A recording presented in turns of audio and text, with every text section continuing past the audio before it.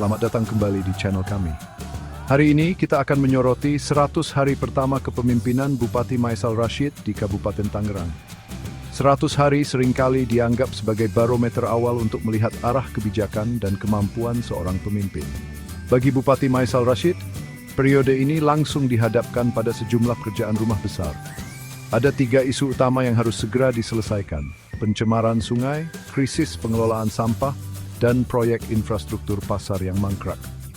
Ini adalah ujian nyata bagi kepemimpinan, integritas, dan visi Bupati Maisal Rashid. Dalam video kali ini, saya Bung Ha akan mengajak Anda untuk menelisik lebih dalam ketiga tantangan utama ini. Kita akan membedah akar permasalahannya, dampak yang ditimbulkan, dan urgensi penyelesaiannya. Mari kita lihat apa saja tantangan yang dihadapi oleh Bupati Maisal Rashid dan bagaimana langkah-langkah awal yang mungkin telah atau akan diambilnya. Ini bukan yang evaluasi, tetapi juga tentang harapan kolektif masyarakat Tangerang akan perubahan yang lebih baik. Persoalan pertama yang menjadi sorotan tajam adalah kondisi Sungai Cirarap. Sungai yang seharusnya menjadi sumber kehidupan kini justru berteriak minta tolong.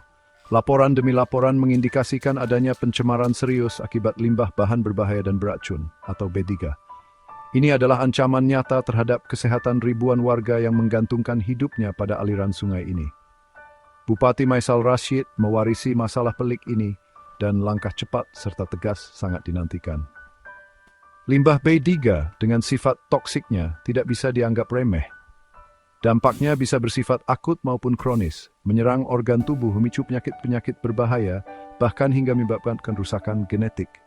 Bayangkan jika air sungai yang tercemar ini meresap ke sumur-sumur warga, digunakan untuk irigasi pertanian, atau bahkan dikonsumsi oleh ternak.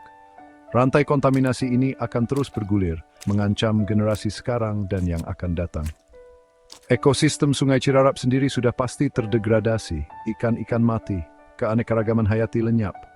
Dari mana asal-muasal limbah berbahaya ini? Penyelidikan mendalam dan transparan mutlak diperlukan. Apakah dari industri skala besar yang abai terhadap aturan pengelolaan limbah? Ataukah dari praktik-praktik ilegal skala kecil yang luput dari pengawasan? Mengidentifikasi sumber pencemar adalah langkah awal yang krusial sebelum bisa menindak tegas para pelaku dan merumuskan solusi pemulihan yang efektif. Tanpa penegakan hukum yang kuat, upaya membersihkan Sungai Cirarap akan sia-sia belaka. Masyarakat di sekitar bantaran Sungai Cirarap tentu menjadi korban pertama dan utama. Keluhan mereka, keresahan mereka, dan dampak kesehatan yang mereka rasakan harus menjadi prioritas utama pemerintah daerah. Dialog terbuka dan pelibatan masyarakat dalam mencari solusi adalah kunci. Kita juga perlu mempertanyakan efektivitas pengawasan yang selama ini dilakukan oleh dinas-dinas terkait. Apakah instrumen pengawasan sudah memadai? Apakah sumber daya manusia dan anggaran yang dialokasikan cukup untuk memantau potensi pencemaran di wilayah yang begitu luas? Penanganan pencemaran Sungai Cirarap tidak bisa hanya bersifat reaktif, seperti membersihkan limbah yang sudah terlanjur masuk ke sungai. Harus ada upaya preventif yang komprehensif. Ini mencakup pengetatan izin pembuangan limbah, audit lingkungan berkala terhadap industri, sosialisasi dan edukasi kepada pelaku usaha mengenai tanggung jawab lingkungan mereka, serta pembangunan infrastruktur pengelolaan limbah yang memadai. Bupati Maisal Rashid harus berani mengambil langkah-langkah yang mungkin tidak populer, namun penting demi keselamatan lingkungan dan warganya. Penindakan tegas terhadap industri pencemar, bahkan jika itu berarti harus menutup sementara operasional mereka, mungkin perlu dilakukan jika terbukti melanggar aturan secara fatal. Selain penindakan, upaya pemulihan ekosistem Sungai Cirarap juga harus segera dirancang dan diimplementasikan. Ini bisa melibatkan teknologi bioremediasi, reboisasi di sepanjang bantaran sungai, dan program-program lain yang bertujuan mengembalikan fungsi ekologis sungai. Keterbukaan informasi mengenai tingkat pencemaran, sumbernya, dan langkah-langkah penanganan yang diambil pemerintah menjadi sangat penting. Masyarakat berhak tahu sejauh mana lingkungan mereka terancam dan apa yang dilakukan oleh pemimpin mereka untuk mengatasinya. Pemerintah daerah tidak bisa bekerja sendiri. Kolaborasi dengan akademisi, LSM lingkungan, komunitas lokal, dan Pakistan Beliau krusial. Penutupan TPA Jatiwaringin oleh KLHK menciptakan situasi darurat bagi pengelolaan sampah di Kabupaten Tangerang. TPA Jatiwaringin selama ini menjadi tumpuan utama dan penutupannya adalah bom waktu yang bisa meledak kapan saja. Apakah Kabupaten Tangerang siap untuk transisi ke sistem pengelolaan sampah yang lebih modern?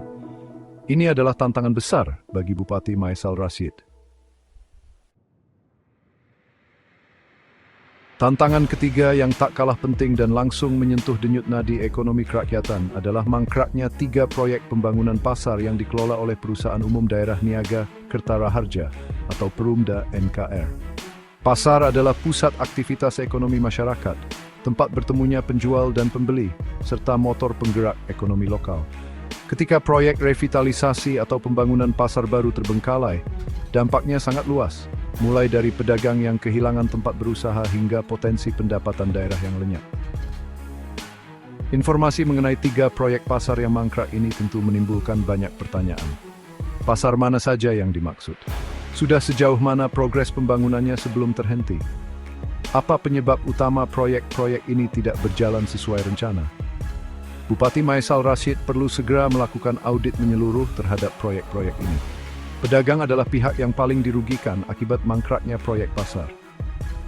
Mereka yang mungkin sudah dijanjikan tempat relokasi yang lebih baik, atau mereka yang berharap bisa segera menempati kios baru untuk meningkatkan usahanya, kini harus menelan kekecewaan.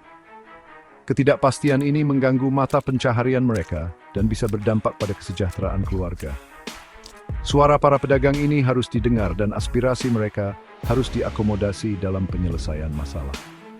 Mangkraknya proyek infrastruktur publik seperti pasar juga mencerminkan buruknya tata kelola di Perumda NKR sebagai penanggung jawab. Perlu ada evaluasi kinerja yang serius terhadap manajemen Perumda. Apakah mereka memiliki kapasitas dan kompetensi yang memadai untuk mengelola proyek sebesar ini? Apakah ada masalah internal yang menghambat progres? Penyelesaian proyek pasar yang mangkrak ini bukan hanya soal membangun fisik pasar semata, tetapi juga soal memulihkan kepercayaan publik dan pedagang. Bupati Maesal Rashid memiliki tugas berat untuk mencari solusi agar proyek-proyek ini bisa dilanjutkan dan diselesaikan secepat mungkin. Pasar tradisional yang representatif, bersih, aman, dan nyaman adalah dambaan semua pihak. Revitalisasi pasar bukan hanya mengubah wajah fisik pasar, tetapi juga meningkatkan daya saing pasar tradisional di tengah gempuran retail modern. Proyek yang mangkrak ini berarti menunda kesempatan bagi para pedagang kecil untuk berkembang dan menunda peningkatan kualitas layanan publik di sektor perdagangan.